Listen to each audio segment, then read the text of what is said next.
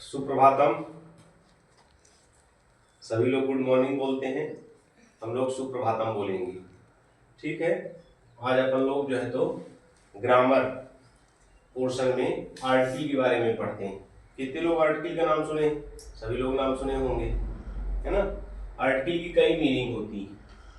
पहले अगर इंग्लिश में चलें तो आर्टिकल के बारे में हमको जानना चाहिए कि आर्टिकल एक एन ऑब्जेक्ट को भी कहते हैं, a set, a piece of anything, इसको भी कहा जाता है आर्टिकल, यानी वस्तु। एक तरह से इंग्लिश में ये वस्तु कहलाता है, ठीक है ना।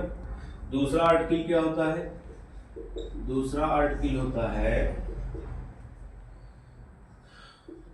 राइटिंग ऑफ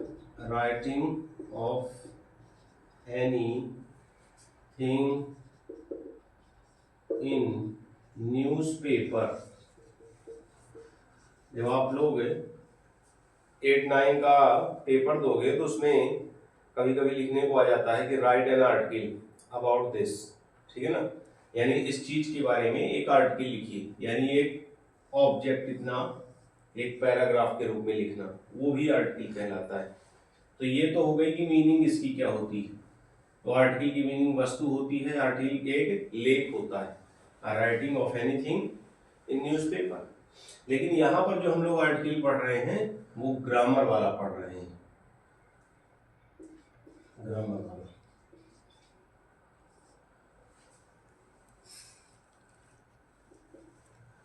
यहाँ पर आर्टिकल के बारे में आप लोग पढ़े होंगे, ये दो प्रकार का होता है, इनडेफिनिट और डेफिनिट। इनडेफिनिट आर्टिकल कौन सा कहलाता है?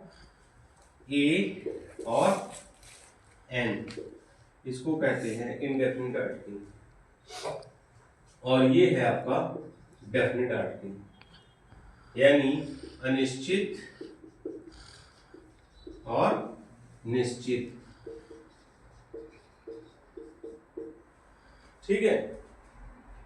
यानी जहां पर किसी चीज की मात्रा वगैरह या वस्तु की संख्या वगैरह क्या हो, निश्चित ना हो, अनिश्चित हो, वहां पर हम इनडेफिनिट आर्टिकल का यूज करते हैं। और जहां पर वस्तु निर्धारित हो, निश्चित हो, वहां पर द आर्टिकल का यूज करते हैं। तो पहले ए और एन यूज करते हैं। तो ए का यूज, ए का प्रयोग, ए का प्रयोग कहां कर सकते हैं? ए का प्रयोग कॉन्सोनेंट साउंड में करते हैं, कॉन्सोनेंट साउंड्स, SOUNDS, जहां पर व्यंजन वाली ध्वनि का उच्चारण होता है, व्यंजन ध्वनि का उच्चारण।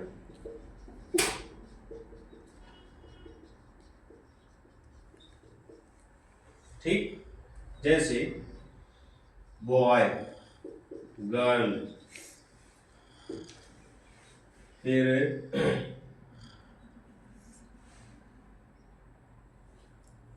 और भी बहुत सारे शब्द हैं, मैंगो, इन सभी में हम ए का यूज करते हैं। जैसे he is a boy, she is a girl, ठीक। I love to eat mango, तो I love to eat a mango, यहां पर भी मैंगो पहले ए यूज कर सकते हैं। क्यों? क्योंकि यहां पर सभी में कौन सी साउंड आ रही है? कॉन्सोनेंट साउंड आ रही है। मैंगो माँ का उच्चारण, गर्ल गा का उच्चारण, बॉय बा का उच्चारण, का से लेकर ज्ञा तक की जो ध्वनियों का उच्चारण है, उन सभी जगह हम ए का प्रयोग करते हैं। फिर इसके बाद आपका आता है ए के बाद एन का प्रयोग। एन के प्रयोग को कहां हम करते हैं? एन का प्रयोग, तो ए का जो प्रयोग करते हैं उसका उल्टा आप कर दीजिए, यानी वॉवेल साउंड, यानी जहां स्वर का उच्चारण होता है, जहां पर स्वर का उच्चारण होता है वहां पर हम एन का प्रयोग करते हैं, जैसे ऑरेंज, ऑनर, फिर ऑनेस्टी। ठीक, इन सभी जगह पर हम इसका यूज करते हैं, जैसे आई बाई एन ऑरेंज।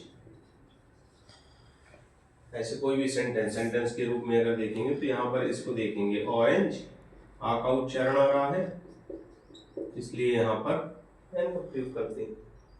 तो इन जगहों पर हम एन को यूज करते हैं। ये सबसे कॉमन है, ये 4th क्लास से स्टार्ट होता है और ऑल लाइफ आप जब तक स्टडी करते हो तब तक जो है तो ए एन द यानी आर्टिकल का यूज होता है।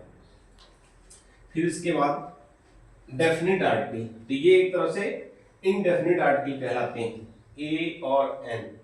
अब आता है द का प्रयोग, ये डेफिनेट आर्टिकल में आता है। निश्चित, जहां पर कोई चीज पहले से निश्चित, जैसे अगर कोई विशालकाय पर्वत है, ठीक है ना, हिमालय पर्वत, तो पहले से निर्धारित, उसका नाम नहीं बदलेगा, वो नहीं बदलेगा। तो किसी बड़े विशालकाय पर्वत का नाम हो, माउंटेन, रिवर का नाम हो, RIVER, रिवर,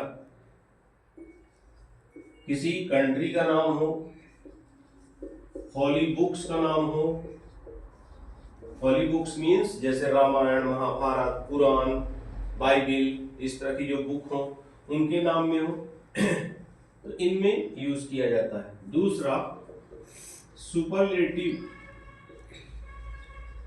डिग्री के पहले यूज किया जाता है द का, ठीक है ना, जैसे India is the best country.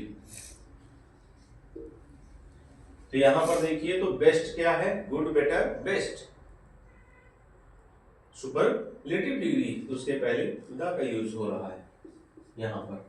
इसी तरह से जहां पर नाउन रिपीट हो, नाउन रिपीट हो,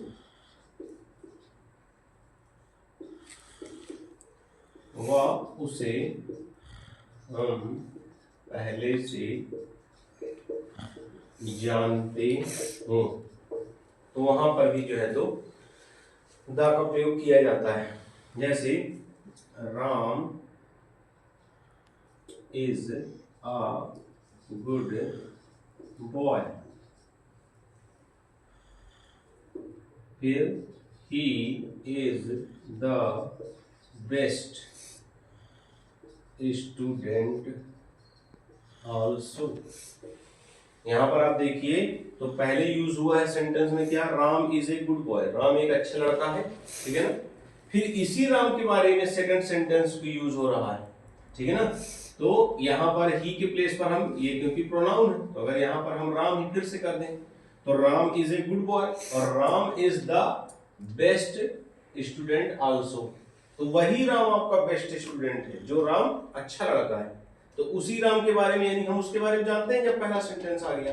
तो जब ये रिपीट हो रहा है तो यहाँ पर भी ये इसको यूज कर सकते हैं।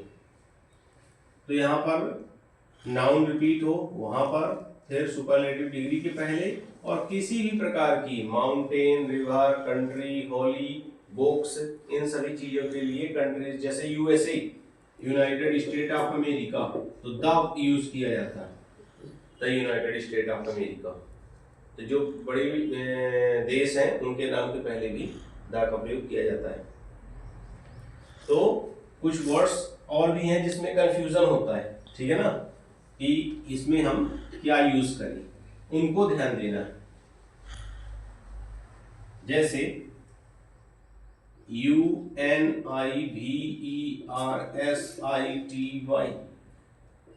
EUROPE, UNIQUE,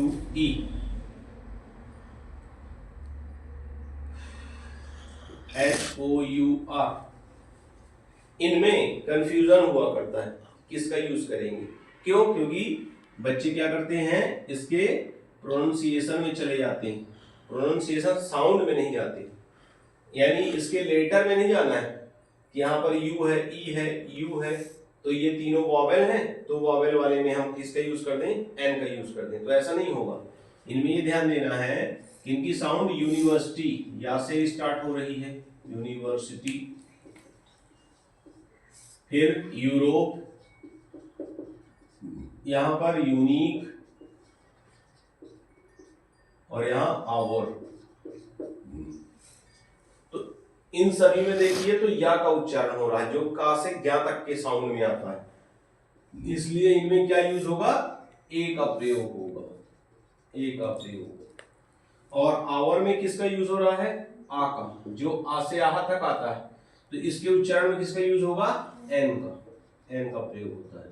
तो इस प्रकार से आपको कंफ्यूजन भी नहीं रहना चाहिए, सीधा सा क्या ध्यान देना है, उसके उच्चारण को ध्यान देना है, ना कि उसके अल्फाबेटिकल लेटर में। सो आई होप आप लोगों को ये टॉपिक समझ में आ गया होगा। अगर इस टॉपिक के बारे में किसी प्रकार की क्वेरी हो तो कमेंट करिए, हमारे चैनल को सब्सक्राइब करिए, लाइक करिए। Thank you.